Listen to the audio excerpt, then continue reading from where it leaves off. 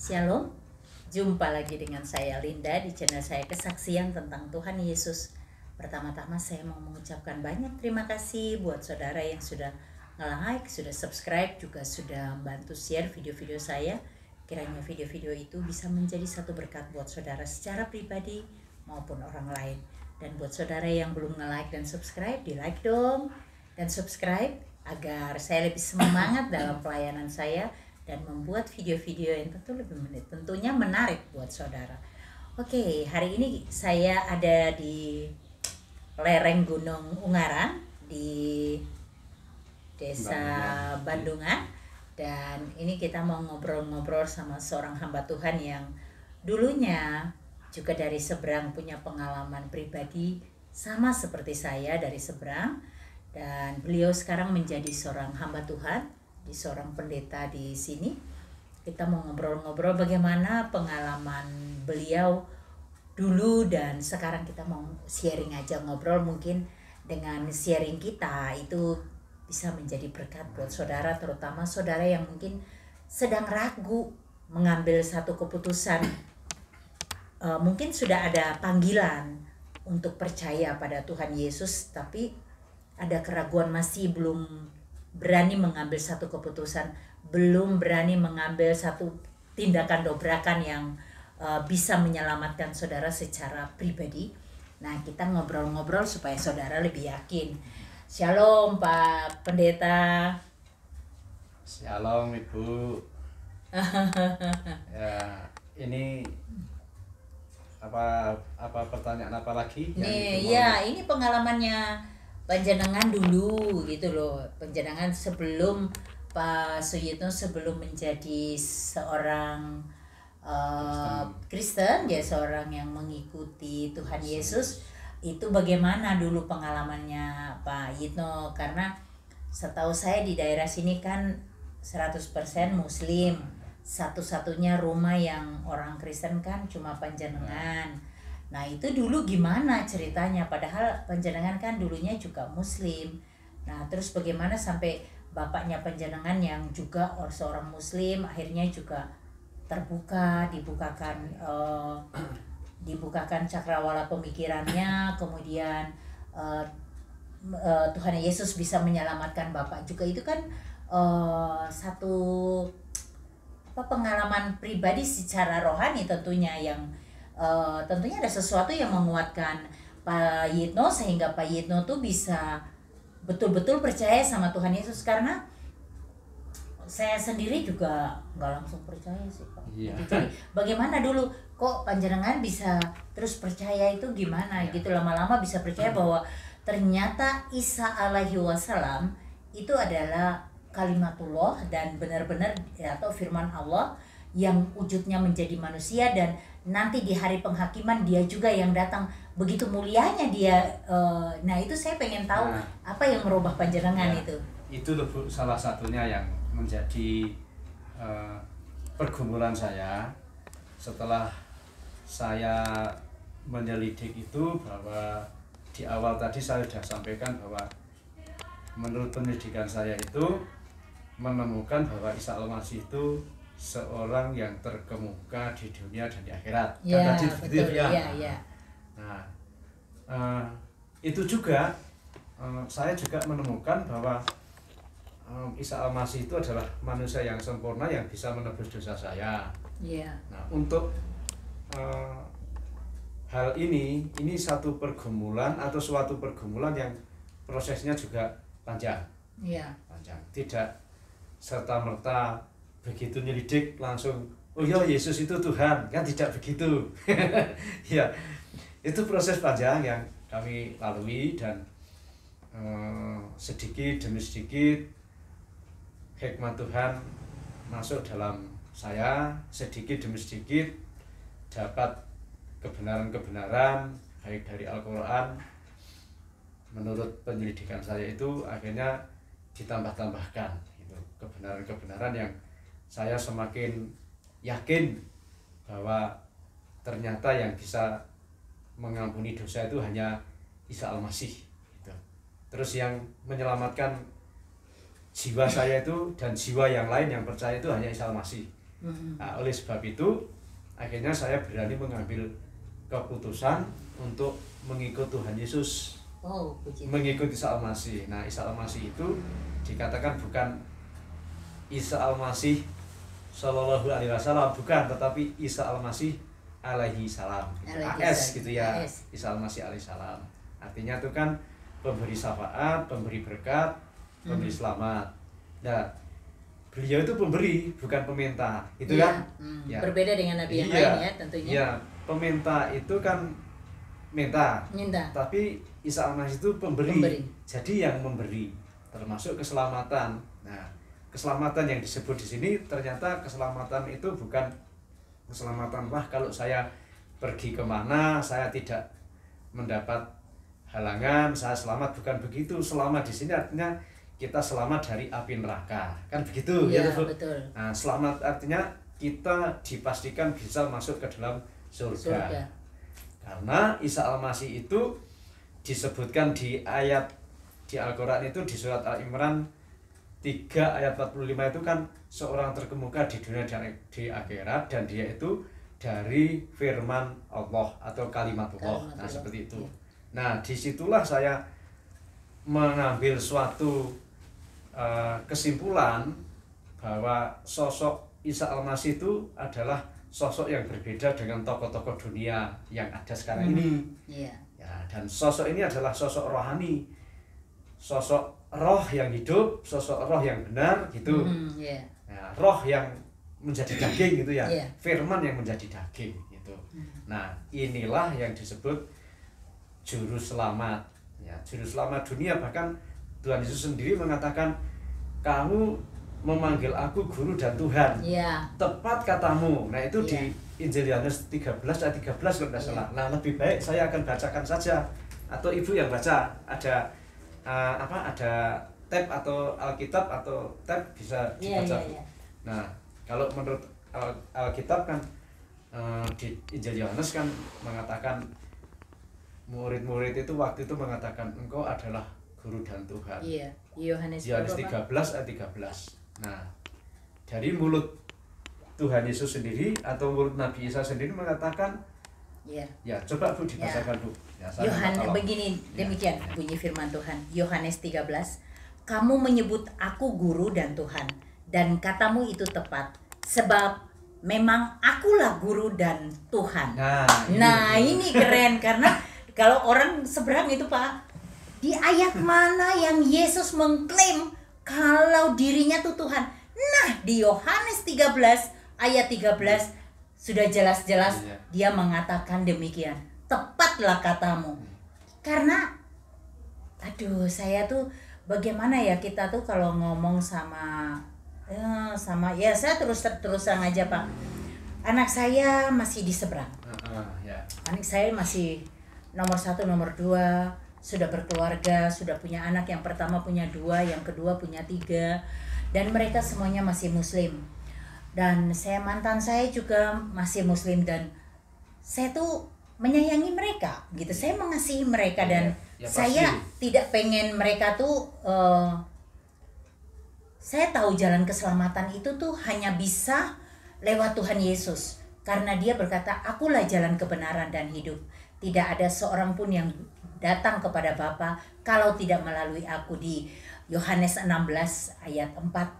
Bagaimana mungkin anak-anak saya dan cucu-cucu saya ini bisa mendapatkan satu keselamatan padahal mereka tuh tidak percaya Tuhan Yesus sebagaimana aku dulu.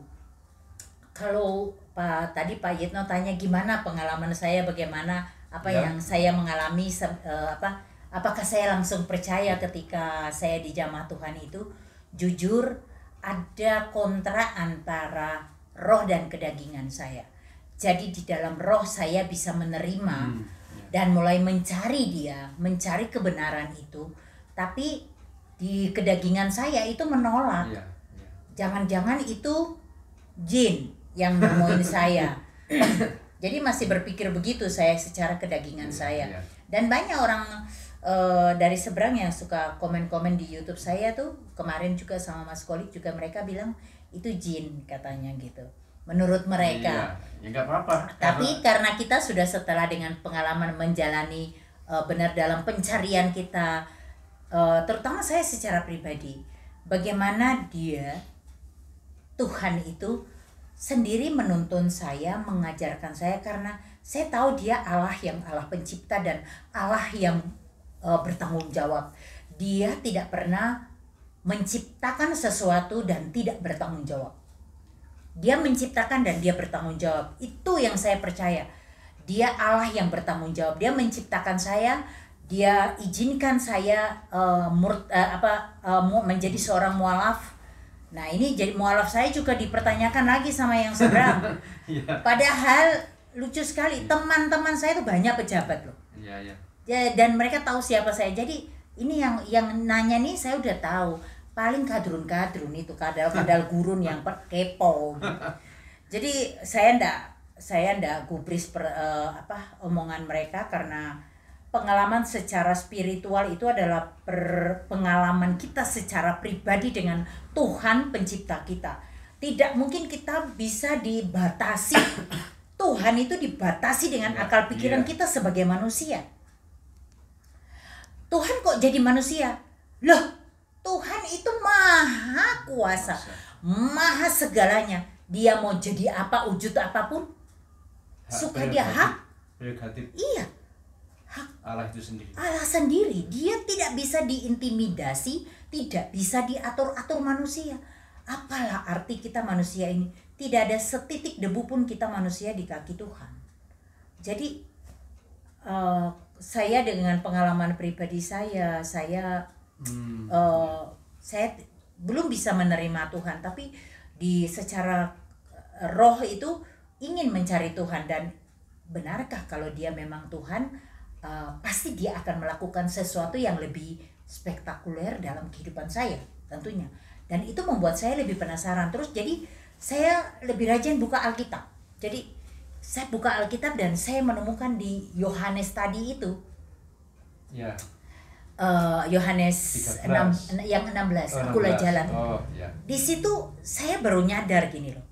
Saya itu sholat, saya masih minta supaya ditunjukkan jalan yang lurus. Padahal Yesus sudah berfirman, akulah jalan kebenaran dan hidup. Tidak ada seorang pun bisa datang kepada Bapa kalau tidak melalui aku. Jadi kadang-kadang saya terus setelah waktu saya pikir, oh iya ya, saya setiap sholat saya masih berdoa, saya masih meminta ditunjukkan jalan yang lurus itu. Padahal Dia sudah menyatakan. Itu mulai menambah iman saya, iman percaya saya ya. Dengan membaca Alkitab itu saya menemukan terutama yang menguatkan saya itu di Perjanjian Baru. Jadi bagaimana perjalanan Tuhan Yesus dengan para murid. Kemudian bagaimana pengalaman Rasul Paulus. Rasul Paulus nih difitnah lagi sama sana lagi, sama Kadrun. Katanya kita itu percayanya sama Rasul Paulus, bukan percaya sama Yesus Isa alaihi wasallam. Alaihi salam. Jadi saya bilang, jadi mereka membolak-balikan fakta dan tapi saya cuekin aja. Saya pikir kepo amat, ngapain juga aku jawab mereka, nggak penting-penting amat. Intinya begini, kalau kau mau selamat dan kau memang pilihan Tuhan, pasti Tuhan akan jamah. Seperti dulu saya bagaimana membenci orang Kristen. Saya itu kalau lihat orang Kristen Pak, apalagi kalau hari Minggu kita mau pergi makan gitu, orang Kristen keluar gereja Pak. Lihat orang Kristen keluar gereja yang perempuan, rambutnya tidak berjilbab, roknya kadang-kadang dia ada yang di bawah lutut, tapi kadang-kadang ada di atas lutut gitu.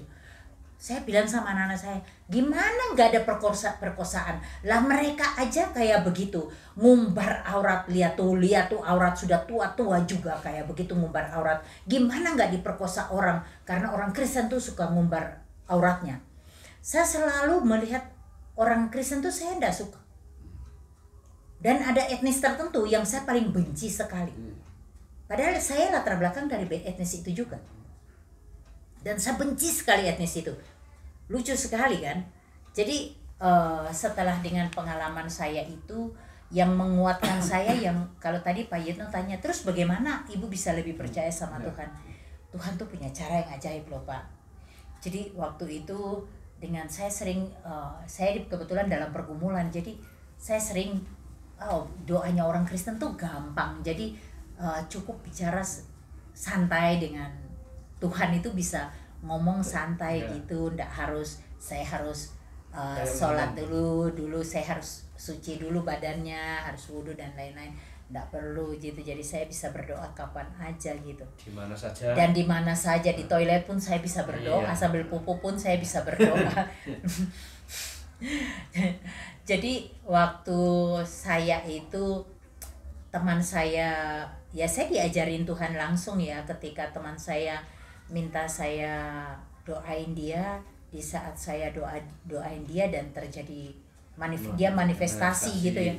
Itu sebenarnya jujur saya tidak tahu harus berbuat apa, karena saya tuh baru 1 tahun 8 bulan kayaknya waktu itu ya di gereja. Jadi saya benar-benar belum tahu apa-apa. Tiba-tiba kejadian seperti begitu terjadi, dan saya yang jadi andalan saya pada waktu itu tuh, Tuhan ingatkan saya untuk mengingat firman Tuhan. Saya suka baca, jadi memang saya suka baca Alkitab gitu, dan saya ingat murid-murid Tuhan itu mengusir setan itu di dalam nama Tuhan. Nah, zaman itu kan YouTube belum seperti sekarang, terus betul. Dunia internet belum seperti sekarang hebohnya gitu kan. Jadi apa-apa diupload, apa-apa terus terbuka gitu ya. Waktu itu belum. Jadi saya juga belum tahu nonton YouTube apa gitu. Jadi nggak ngertian gitu. Jadi saya tidak tahu kalau orang Kristen itu ternyata itu ditengking dalam nama Yesus. Saya belakangan baru tahu. Cuman saya waktu itu diajarin sama Tuhan, diingatkan di memori saya untuk ingat firman Tuhan. Murid-murid Tuhan mengusir setan itu di dalam nama Yesus. Di dalam nama Yesus itu ada kuasa, bahwa di dalam nama Yesus itu ada mujizat. Nah, itu yang menguatkan saya, sehingga menguatkan saya untuk thinking, dan itu cukup lama. Saya kira mungkin 1,5 jam sampai 2 jam ada loh, untuk satu roh aja loh. Karena saya betul-betul pertama kali dihadapkan dengan kondisi kayak begitu, karena waktu saya jadi seorang muslim pun saya belum pernah lihat ada orang manifestasi kayak begitu. Paling saya lihat orang kerasukan. Kalau orang kerasukan biasanya kita bacain ayat aja, kita percikin dengan air begitu, kadang-kadang kita bacain gitu, percikin aja udah bisa keluar gitu. Tapi ini bagaimana? Saya tidak mungkin kembali ke sana gitu loh. Dan saya coba, tapi suara itu kuat gitu. Jangan takut, terus. Jadi saya tidak ada rasa takut. Sempat terpikir sih, kalau saya lari keluar, ini kan tetangga saya semua muslim, cuma ada satu orang Kristen di depan saya. Kalau saya lari, apa orang muslim ini tidak ketawain saya? Itu orang Kristen doa ngusir setan kok malah lari dikejar setan gitu. Jadi nah gini Bu, saya mungkin tak tambahkan, itu kan ada ayat di dalam kitab Matius, bisa dibaca ya Bu ya? Yeah. Matius pasal yang ke-28, itu soal Tuhan Yesus menugaskan untuk menjadi pemberita kabar baik gitu Bu ya. Matius 17, 18. Oke. Matius 28 ya, 17, 18. Ya, ini demikian bunyi firman Tuhan. Perintah untuk memberitakan Injil ini ya. Terus yang ayat 17-nya, ketika melihat dia, mereka menyembahnya. Tetapi beberapa orang ragu-ragu. Yesus mendekati mereka dan berkata, "Kepadaku telah diberikan segala kuasa di surga dan di bumi." Kurang apa lagi? Ya, luar biasa, dia punya kuasa di surga dan di bumi. Ya, siapa dia Pak? Coba. Kalau dia punya kuasa di surga dan di bumi, siapa dia Pak? Coba. Kalau dia punya kuasa, ya jelas-jelas dia Tuhan kan? Tapi itu yang saudara kita di seberang belum mengerti, dan sebenarnya ada ayat-ayat di Quran sebenarnya juga yang menjelaskan ketuhanannya Tuhan Yesus itu, tetapi mereka membantah dan menolak dia dengan keras.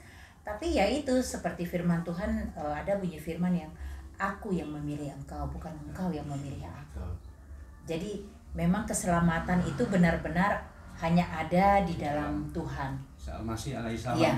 pemberi selamat, pemberi selamat dan pemberi syafaat. syafaat. Ya. Nah itu lah, kenapa mesti ragu gitu loh Ya. saudara?